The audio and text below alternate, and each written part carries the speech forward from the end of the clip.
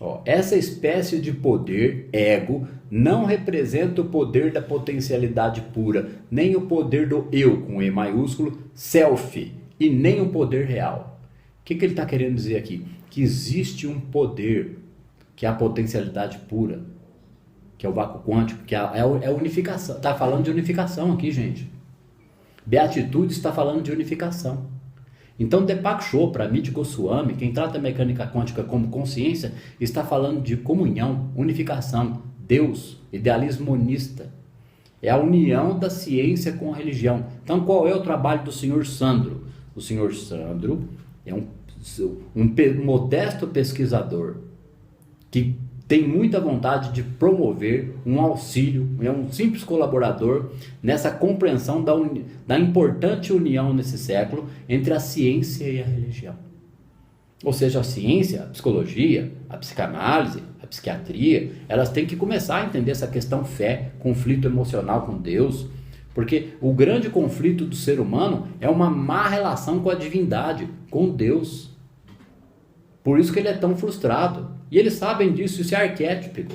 Que foi Né? A psicologia é especialista em mitologia arquétipica. Né? Embora isso seja dificílimo de tratar no consultório, os psicólogos saem formados do curso sabendo o que é arquétipo. Imagino eu, né? O que é arquétipo? Arquétipo é a manifestação arquétipo de coisas ou símbolos, é a simbologia. Agora, o arquétipo é simplesmente uma coisa metafórica, uma fantasia? Não, ele é uma manifestação do todo. Quem é o todo? O vácuo quântico. Não dá mais para a gente tratar a ciência separado de religião. Agora, eu estou falando alguma bobagem? Ou eu vou ser processado por causa disso? Então, é fazer o contrário do que o próprio Descartes fez aqui há mais de 500 anos atrás, né? Que ele separou, né? A ciência da religião. Não, então, mas naquela época foi necessário, né? Agora é o contrário, agora está sendo necessária a união, a discussão harmoniosa e frutífera dessa situação. Para quê? Para exterminar as religiões? Não, para que haja ainda mais tolerância e mais concordância entre todas elas. E se ele não fizesse isso naquela época, não teria a tecnologia que tem hoje. Eu tenho muita vontade, eu já disse isso há muitas aulas atrás, de fazer um trabalho lá em Brasília, que é o maior centro ecumênico do mundo, do Brasil e do mundo. Né? Todo mundo sabe disso. Eu sei. Né? Em Analândia, né? Fazer umas palestras lá, um trabalhinho lá. Ó, aqui, ó, esta espécie de poder do ego não representa o poder da potencialidade pura, nem o poder do eu, self, e nem um poder real. É um poder totalmente ilusório. Agora, se a sociedade é totalmente desconhecedora da realidade ego, superego e self, o que nós devemos fazer? Trabalhar em massa para tornar isso cada vez mais claro. Eu vou colocar no final dessa aula, depois da vinheta, certo? Um trechinho do filme Revolver com os especialistas e PhDs. É tudo gente muito mais informada do que eu. Eu tenho um foco de trabalho, domino o meu assunto e estudo até aquelas pessoas que falam lá. É o trecho onde tem os especialistas que dão aval para todo aquele contexto do filme Revolver. Eu vou colocar depois da vinheta, certo? Tem lá os nomes, fulano, PhD da psiquiatria, neurologia, psicologia, psicanálise, etc. Só tem cientista, só tem, como diz no popular, pica das galáxias. Né? Ó, quando experimentamos o poder do eu, o medo desaparece. E qual é a origem das neuroses? É o medo. Então do que a gente está falando aqui? De dar um upgrade na situação psíquica geral. Agora, eu estou falando que a psicologia não trata disso? Lógico que não, eles devem estar estudando o assunto. Se eu falar que eles que não tem gente arranhando isso aqui, eu estaria sendo prepotente. Né? Quando a gente fez uma ou outra crítica que não foi aviltante nem pejorativa, foi com relação a pessoas que vão parar no consultório e não ficam sabendo da história ego, superego, sombra. É só isso, gente. Ó, quando experimentamos o poder do eu, o medo desaparece. Então, quem é que está precisando experimentar o poder do eu? Essa turma os psiquiátricos. Meditação na situação. Não vamos nem exigir que eles estudem, não.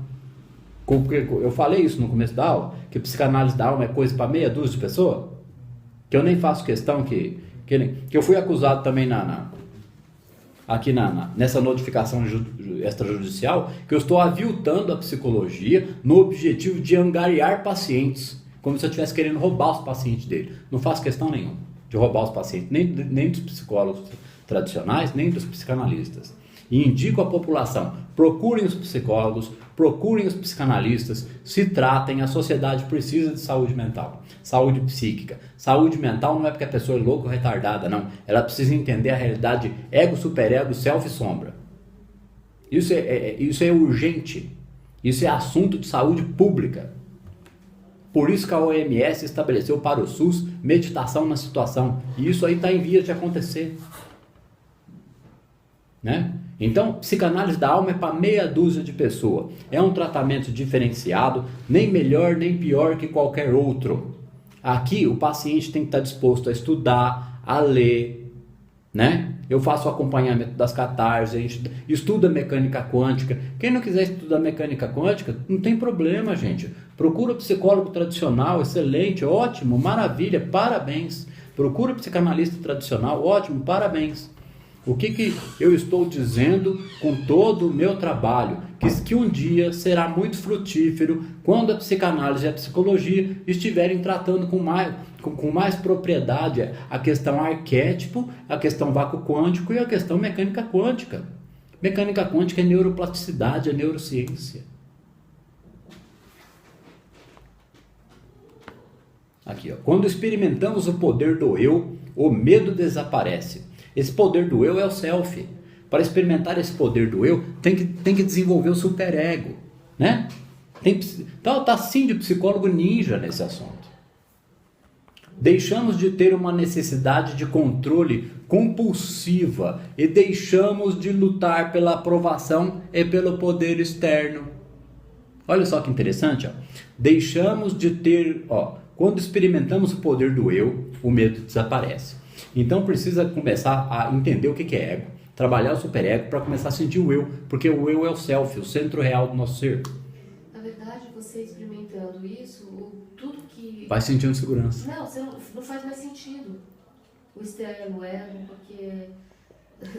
Faz sentido na medida do normal, do necessário, e não mais do desmedido. É uma expansão de consciência. Sai da dualidade, né? Do bem e do mal. No nível que a gente debate aqui, isso aqui não é só série especial de Deepak Chopra. A gente poderia chamar assim de curso terapia de Deepak Chopra, né? Não, mas o nome é série especial de Deepak Chopra, né? Deixamos de ter uma necessidade de controle compulsiva e deixamos de lutar pela aprovação e pelo poder externo. O que é necessidade de controle compulsiva? A pessoa ansiosa, depressiva, certo? A pessoa irritadiça. É televisão e mau humor com o marido. Marido é a mesma coisa, é televisão e mau humor com a esposa. E as crianças? É um carinho meia boca. Isso é contexto geral da sociedade. A sociedade doente. Né? Agora, a gente está pondo pânico na situação? Todo mundo sabe disso.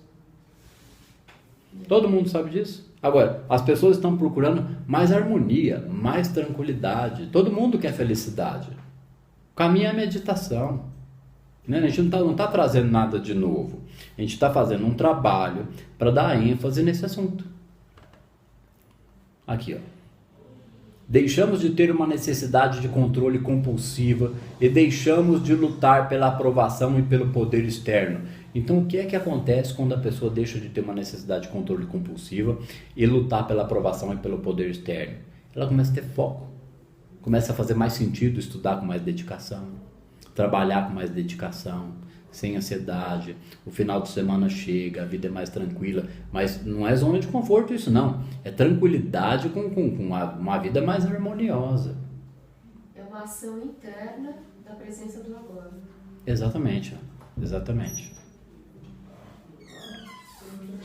Eu quero fazer um outro comentário com relação a esse.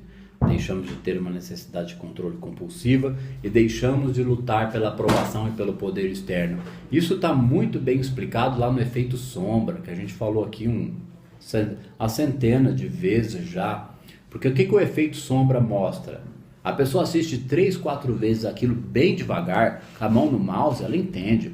Eu tenho um paciente que está vindo aqui, ele vem uns 3 meses, falou de O Segredo, tal, não sei o que. A gente sabe que isso é fantasia, certo? Eu não estou dando aval para segredo nenhum, senão vão falar que eu sou maluco.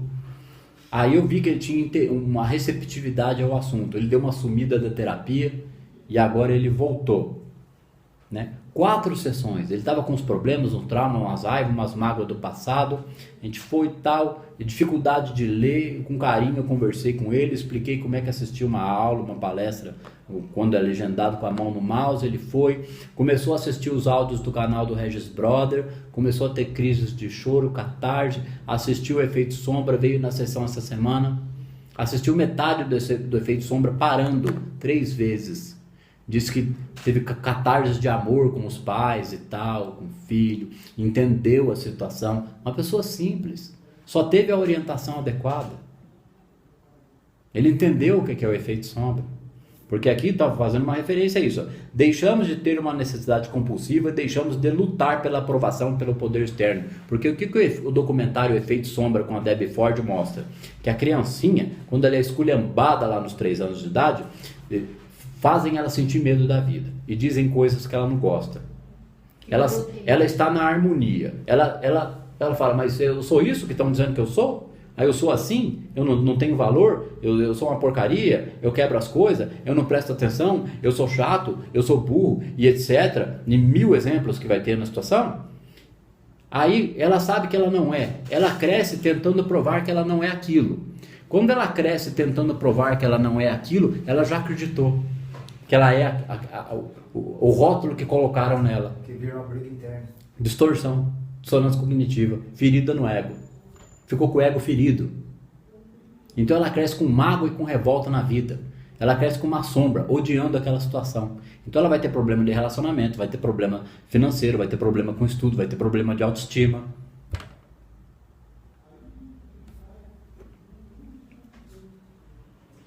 Tudo aquilo que dentro da cognição dela, ela vai ter que ter contato com aquela experiência, provavelmente ela vai atrair uma pessoa que vai ser a sombra dela.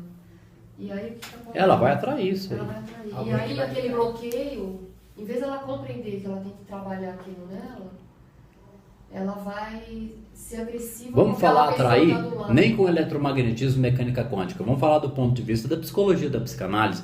É ato falho e efeito sombra. É espelho. A pessoa atrai pessoas com o mesmo conteúdo psíquico, com as mesmas experiências. E isso ainda é benesse.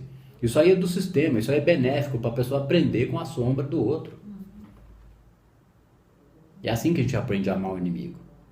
É só amando o inimigo que a gente é canal do fluxo do amor do todo.